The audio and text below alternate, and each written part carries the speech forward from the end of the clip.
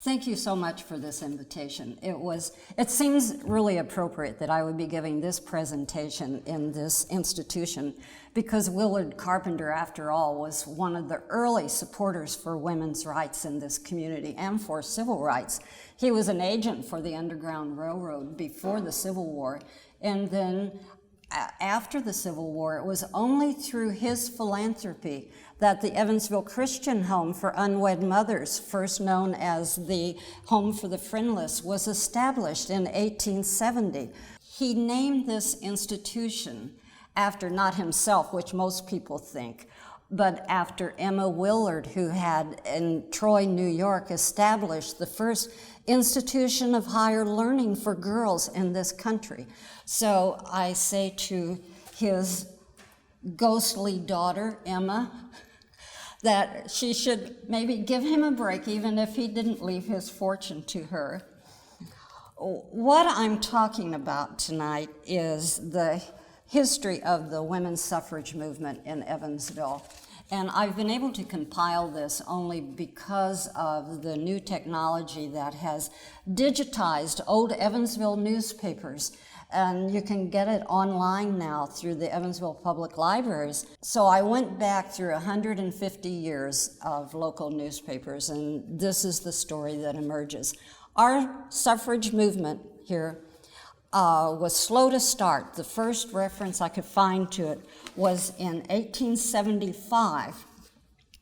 For a number of years, our local newspapers had carried stories about suffrage activities in other cities across the country, and even in other countries, but nothing in Evansville until this brief notice in the Evansville Journal on a cold, snowy day in December that Susie Johnson was going to lecture on the topic at Evans Hall, Marble Hall. Unfortunately, we'll never know what Susie said or how many people attended her lecture. As it turns out, she was an outside agitator, a trance reader from Detroit who had been brought to Evansville by the newly organized Evansville Society of Spiritualists. Spiritualism was a movement all across the country then, and it supported women's rights. So Susie decided to talk about that while she was here. Unfortunately, we don't know what she said because the newspapers made no further reference to it or to any other suffrage activity in the city for another 7 years. Then, in 1882, another outside agitator, Helen Gugar from Lafayette, she was vice president of the Indiana State Women's Suffrage Association. It had been organized 31 years earlier as one of the first statewide suffrage groups in the country. Helen came to Evansville and tried to stir up interest among local women, but again, nothing happened. And another 4 years went by, and a third outsider came. This time, 200 women and a few men came to hear the speaker. And this is what the Daily Courier wrote about it on May 30, 1886. We learn from competent authority that the last week was made a memorable one in local history by the organization in our midst of a woman's suffrage association. This will supply a long-felt want, the paper said.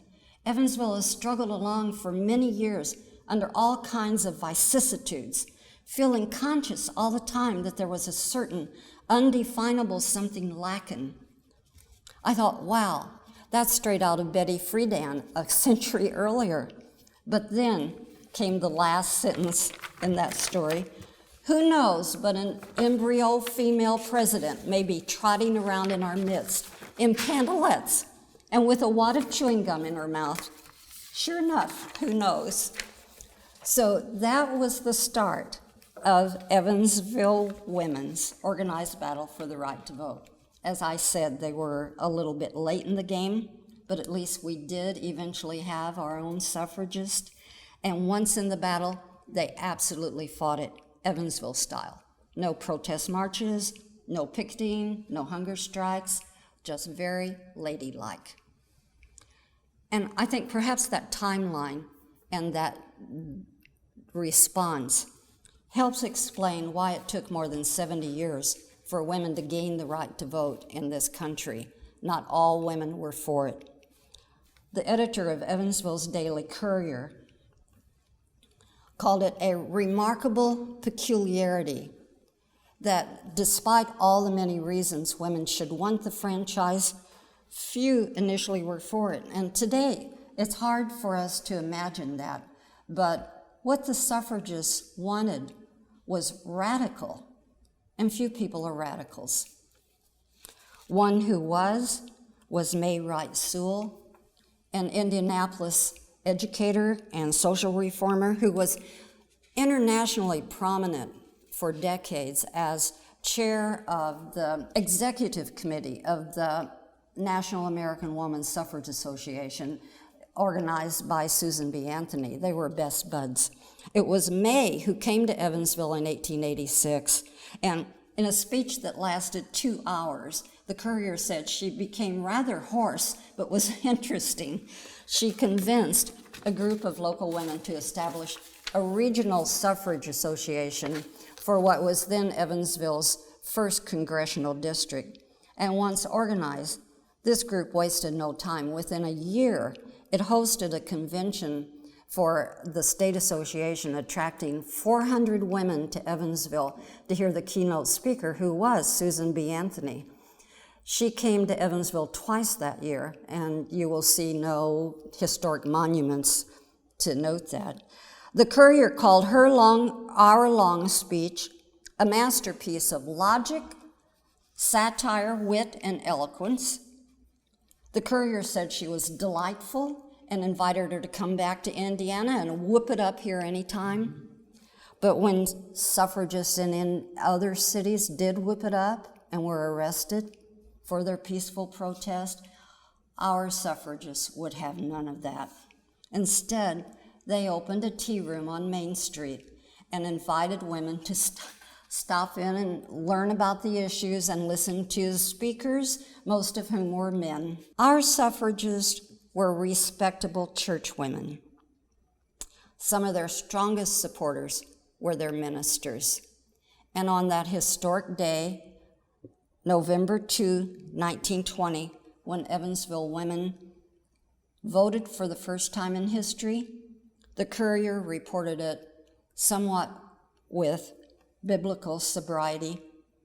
Male and female, he created he them, and on Tuesday they went hand in hand like animals into the ark, into the polling booth. The newspaper assured its readers that no divorces had been filed as a result of women gaining the vote. I love this story. I think it speaks of this community. And it's been such fun researching it for our celebration this year of the 100th anniversary of the 19th Amendment. But to put the local story in context, we have to start at the national level and at least pay tribute to that band of revolutionaries who started it all. The instigators were longtime abolitionists. The Quaker preacher Lucretia Mott, her friend Elizabeth Cady Stanton, Sojourner Truth, Susan B. Anthony, Carrie Chapman Catt, and the impatient Alice Paul. Mott and Stanton had met each other when they were delegates to the first World Anti-Slavery Conference in London in 1840. And when they arrived there, the male delegates would not let them participate in the discussions because they were women. Well, they were incensed, and they decided that they should organize another convention, this one focusing on women's rights. And 8 years later, it happened. In Seneca Falls, New York, in 1848, the women there spelled out their grievances in a declaration of sentiments, part of which I've shown here. And you will notice that some of their issues we still face. Equal pay for equal work, equal standing in our churches. And isn't this last one interesting today in this Me Too moment? But even liberal newspapers of that day said the women at Seneca Falls had gone too far. One said it was the most shocking and unnatural event ever recorded in the history of womanity. Well, that convention launched the women's suffrage movement in this country, but it was not the beginning of the women's rights movement. That had been going on for years, including a quarter century earlier, just down the road from Evansville, in the experimental Utopian Society in New Harmony. Women there had a voice and a vote in their civic affairs. They formed the first women's club in this country. And Robert Dale Owen, who came from Scotland to help his father establish the New Harmony experience in 1825, quickly became a leading national advocate for abolition and for women's rights. Owen was a radical of the most profound sort. In 1827, he and Fanny Wright, who was perhaps the most controversial social reformer of that day, began co-editing the New Harmony Gazette and later a newspaper in New York City, in which they advocated for such radical ideas as the end of slavery, universal suffrage, liberal divorce laws, free public schools. It created such controversy. And then in 1830, Owen wrote and published the very first birth control book in the United States. There's just so much more to tell about this remarkable man, but I will just add that Hoosier suffragists honored him at a huge banquet in Indianapolis following the first Indiana Constitutional Convention in 1850-51, where he had successfully sponsored a landmark bill providing at least some property rights for married women in this state. Owen was not at Seneca Falls, but his influence certainly was there. And one would think that some of it trickled over to Evansville, but I can assure you that our suffragists were not radicals of the most profound sort. Local history books written by men make no mention of them. To track them down, we go back through the old city directories of that day.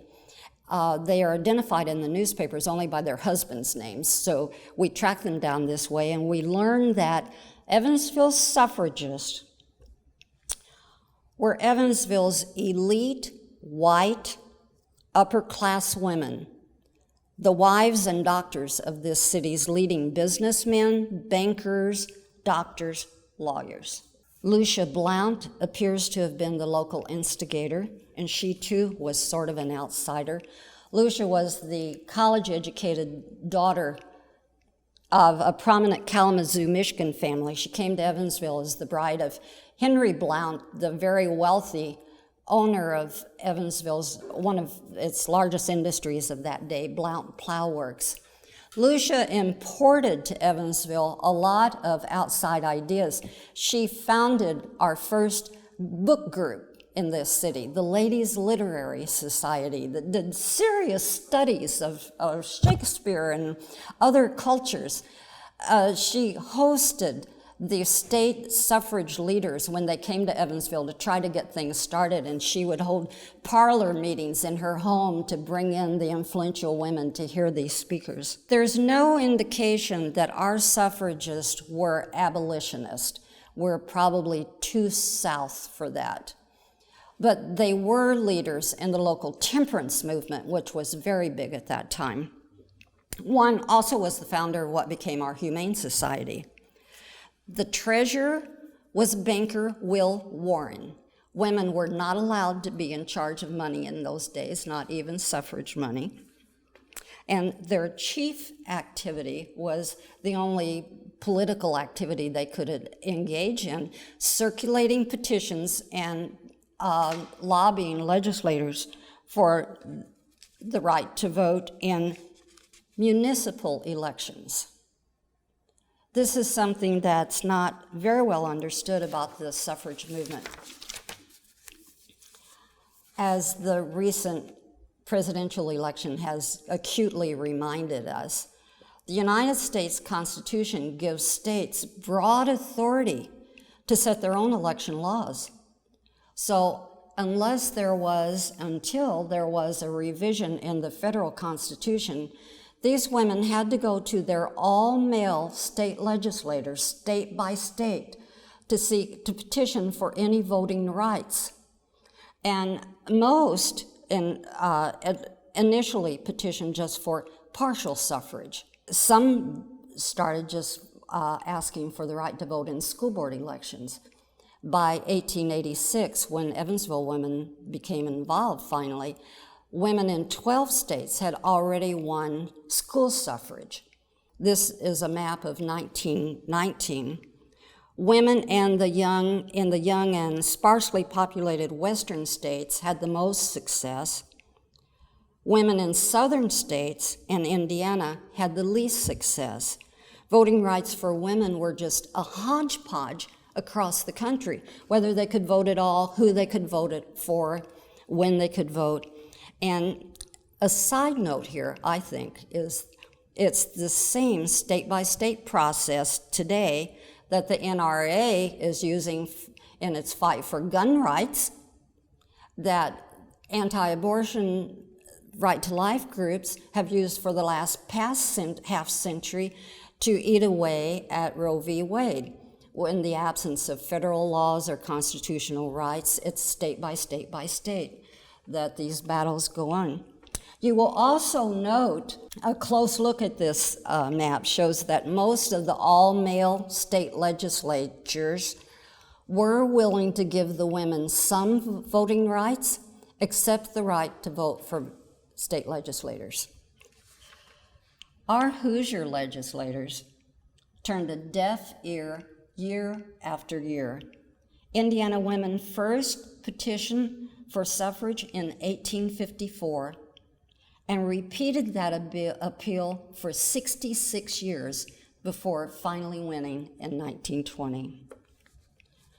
Another factor in why the suffrage movement took so long is that it was not happening in a vacuum. From the mid-1880s to 1920, the United States was almost in constant upheaval. There was the Civil War, then Reconstruction, the Industrial Revolution, massive immigration, which was as controversial then as it is now, Prohibition, World War I. So women in their plea for the vote had to compete with all these things for a priority on the national agenda, and they just did not come in first place. So it had to be frustrating to be a suffragist, and the movement just peaked and waned and peaked and waned, and for about a decade here, after about 1893, I could find no record of any suffrage movement here. But in that time, a new generation of women emerged, more educated and less restrained by the old social codes because of the work their mothers had done. And this was the start of the great progressive era. Evansville and all of Indiana had this highly organized Federation of Women's Clubs, led here again by the upper white middle-class wives and daughters of prominent men. They felt very accomplished and ready to achieve things. Jobs weren't open to them, so they went to work on this community. Among them was Elizabeth Bessie Lowenstein, surely one of the most remarkable women in Evansville's history. Some of you may have known her granddaughter, the late Susie Nicholson, who I thought was going to become the first female mayor of Evansville, and she moved out of town. You also might have known some of the other suffragists. Artist Florida Eichel, who had a prominent role in our museum's history. Musician Flora Fain, a faculty chair at UWI, is named in her honor. Emily Orr Clifford, the first woman to serve on the Evansville College Board of Trustees and founder of the first conservation movement in Evansville. Dr. Frances Hankins, one of the city's early female physicians. Bertha Eric, a doctor's wife and president of the Washington Temple Sisterhood. The Jewish community was very active in the suffrage movement here. Irene Erlbacher, founder of Evansville's first theater group and founder of the Women and Children's Service. School teacher Edith Baker and Rose Heiman, sister of a former Evansville mayor.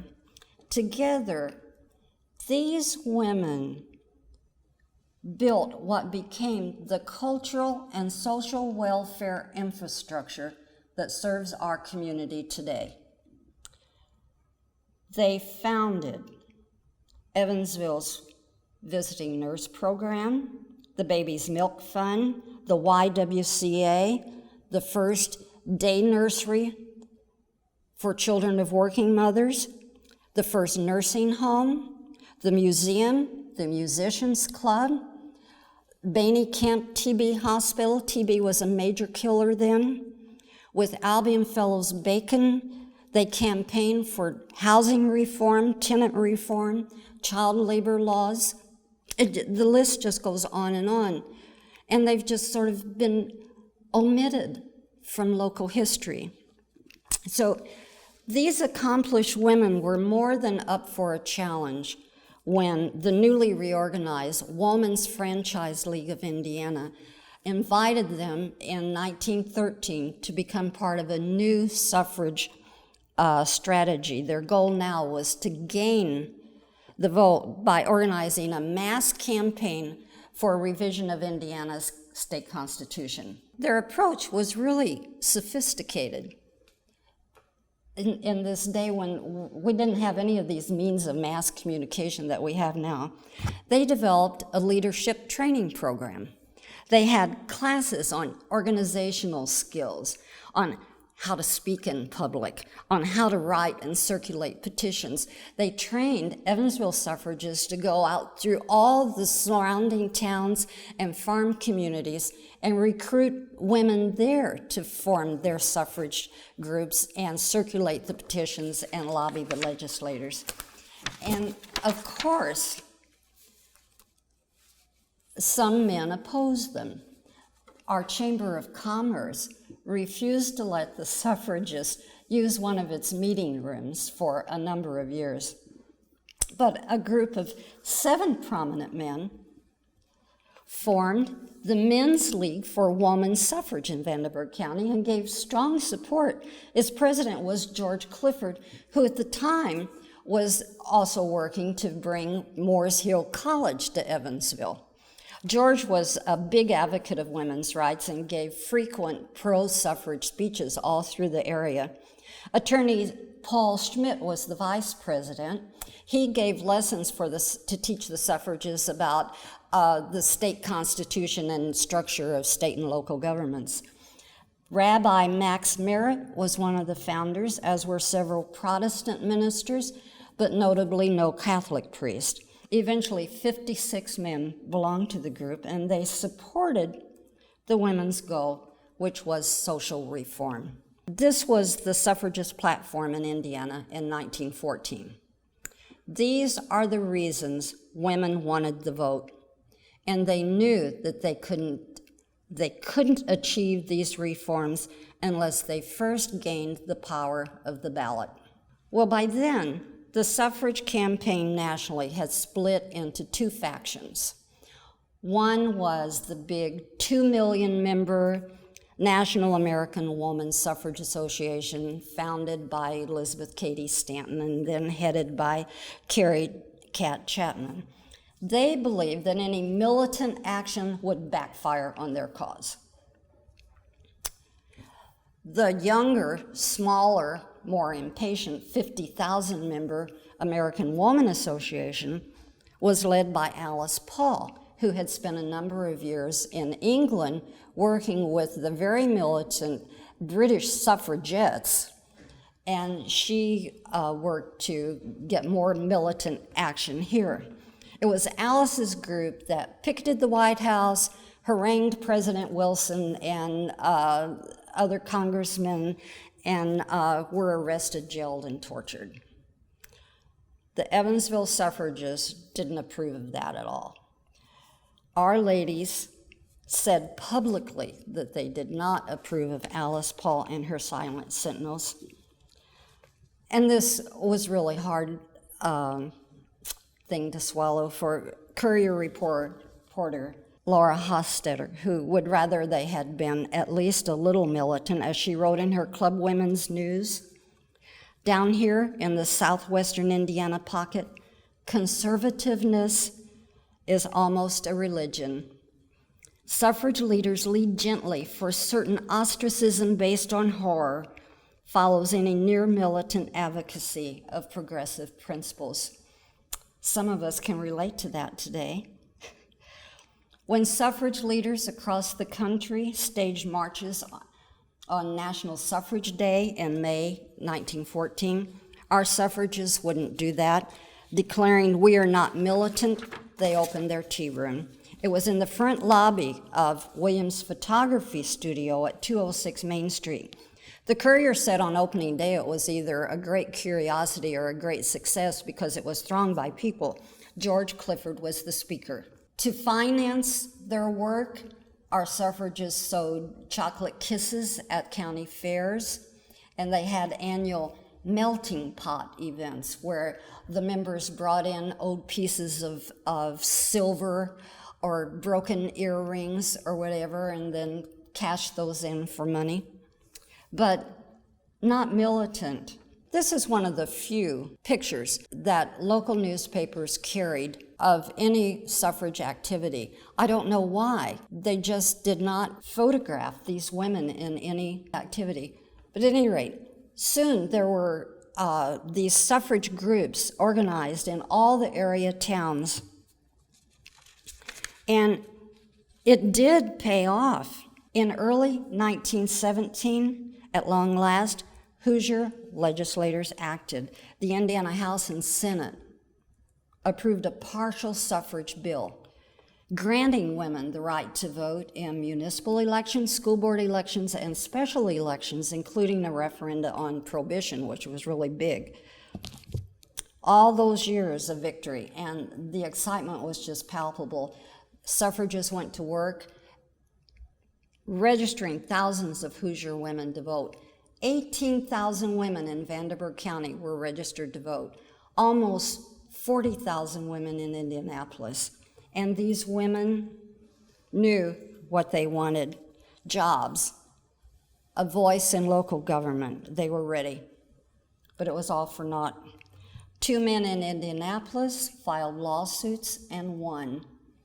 The Indiana Supreme Court, just days before the election, ruled that the law was unconstitutional on grounds that the legislature was without authority to grant suffrage to women because the state constitution stated clearly that, quote, suffrage in Indiana shall be limited to males of age 21 and older. And that was just the last hope for reform in Indiana. So our suffragists switched their focus to the national lobbying efforts for a revision in the federal constitution. Again, going out and circulating petitions and lobbying legislators. Then, during all this activity, the United States entered World War I. And a fascinating thing happened. Suffragists here and across the country, except for Alice Paul's militant group, set aside their suffrage work to help support the war.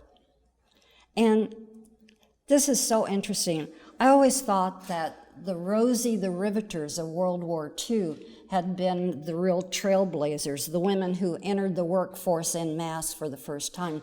Not true. It was the women of World War I.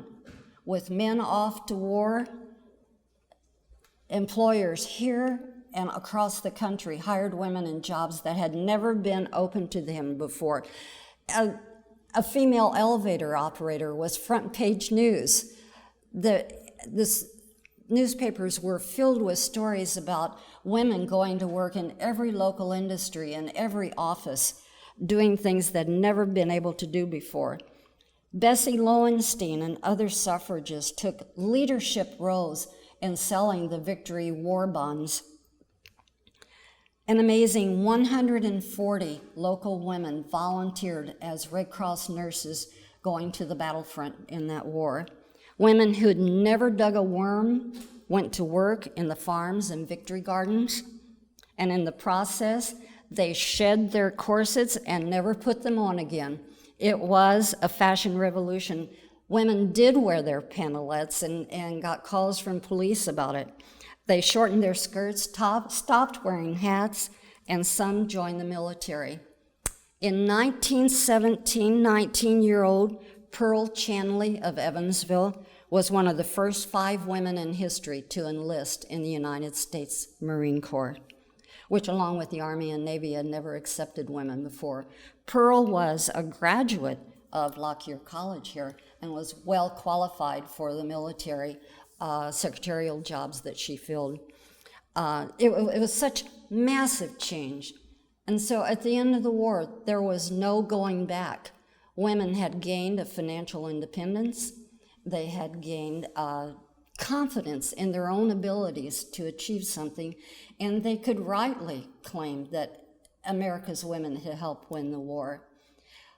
Some historians say it was that it was women's support for the war that became their winning argument for the right to vote.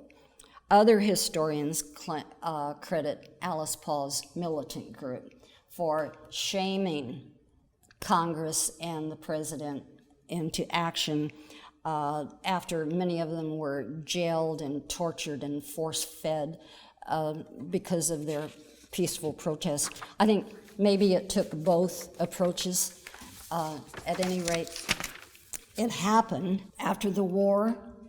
Congress adopted the 19th Amendment on June 4, 1919, sending it to the states for ratification. Some states acted immediately. Our neighbors, Illinois, Wisconsin, and Michigan on June 10, Ohio on June 16, but even Kentucky was before Indiana. We were the 26th on January 16, 1920.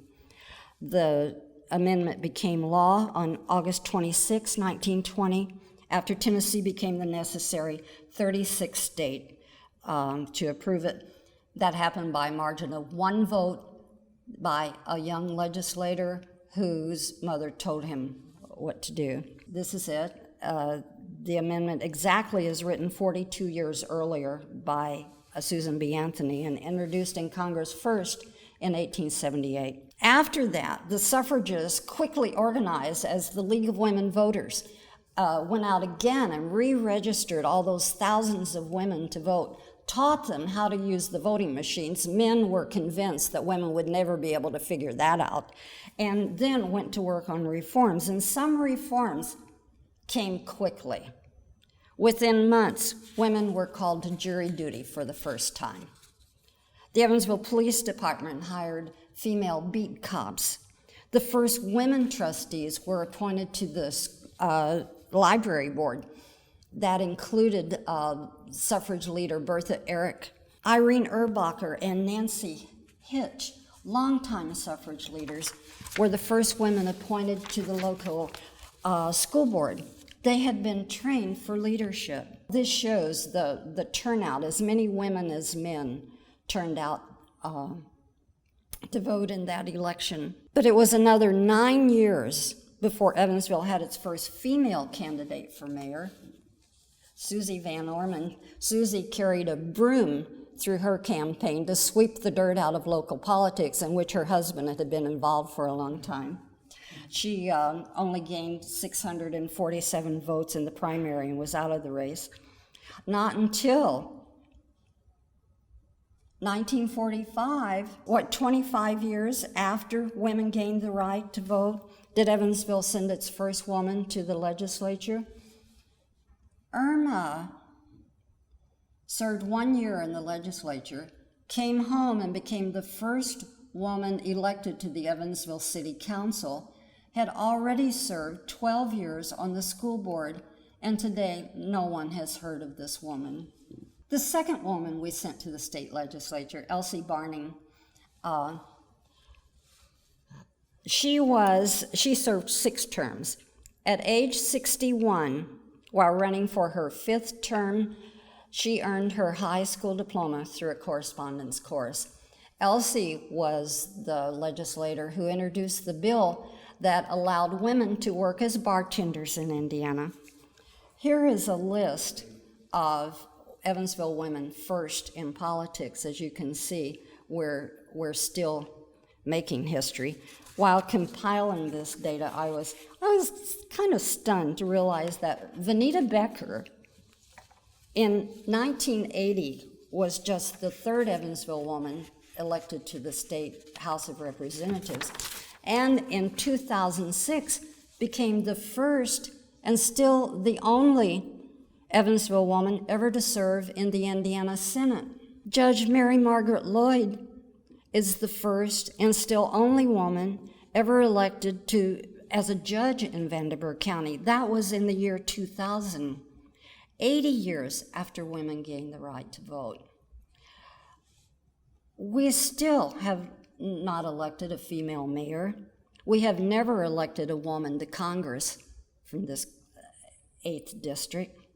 But still, I suspect that Susan B. Anthony and her cohorts, their ghost, may have danced a little jig this last week when this country elected its first female vice president. It was so symbolic that this woman was our first Black woman to hold that office, because the whole movement had started by abolitionists. The women's movement is and always has been a civil rights movement. And that battle has been led by women in Evansville as well as by women in Birmingham and Boston. Estella Moss was one here, and she has really been an inspiration to all of us who've known her. When searching through all those newspapers, I was not able to find any record of inclusion of African American women in the local suffrage movement. None was ever reported. What the local papers did show is that Evansville was a very racially segregated city with very ingrained Southern racist attitudes and customs. In the early 1900s, there was a mass exodus of Blacks from Evansville after a race riot here in 1903 left 12 dead and 25 wounded. National Guard troops have been called in for almost a week to restore order after a crowd of whites had rampaged through Baptist town seeking vigilante justice over the shooting of a white policeman. One who stayed was Sally Wyatt Stewart, one of the most remarkable women in Evansville's history. She taught school here for 50 years. She led national, not just local, but national efforts for civil rights and racial equality. Sally was president of the 40,000-member National Association of Colored Women. She was founder of its nationwide organization for girls, led efforts to establish the first daycare center in Evansville for children of African American women who were in the workforce far before most white women were. She worked hand in hand with Albion Fellows Bacon on housing reforms and to establish Bainey Camp Hospital to make sure there was a ward for Black patients. One of her students, Bettyola Eloise Forston, became a national leader in the suffrage movement by African American women. Bettyola spent much of her childhood in Evansville and graduated from the local Black high school, Clark Street High, in 1910. Then she returned to Chicago, her hometown, and became vice president of the Alpha Suffrage Club, the first Black women's suffrage association in the country. She also was a poet and became one of the first African American people in the Midwest to write and publish a book. Tragically, she died of tuberculosis at age 26 in 1917. The eulogy at her funeral was read by Ida B. Wells, perhaps the most prominent African American suffrage and civil rights leader of the day. Importantly, Indiana never adopted the kind of Jim Crow laws enacted by southern states to deny African Americans and poor whites the right to vote, although one Hoosier legislator did unsuccessfully propose a poll tax on women. The Jim Crow laws were finally outlawed by Congress with the Voting Rights Act of 1965, but now some states are imposing new kinds of laws to deny people the right to vote. The battle for equality goes on. One final note. We're all aware of the impact of the Supreme Court's Roe v. Wade decision in 1973, but largely underrated is the impact of the Title IX Education Act of 1972, barring discrimination against women by schools and colleges receiving federal aid. This law is wildly misinterpreted as having an impact on athletics in schools. What it did was open up the professional schools to women for the first time. It was a civil rights law, and it's been women's fast track, not just to equality in education, but to entry into the professions, law, medicine, accounting, all of them. It was sponsored in the House by Patsy Mink of Hawaii, the first woman of color elected to Congress, and it was sponsored in the Senate by our own Senator Birch Bayh of Indiana. His work in Congress has made an enduring difference in our lives, and I think we can say today that Birch Bayh was a radical of the most profound sort. Otherwise, we're still making history, and we all know what's still at stake.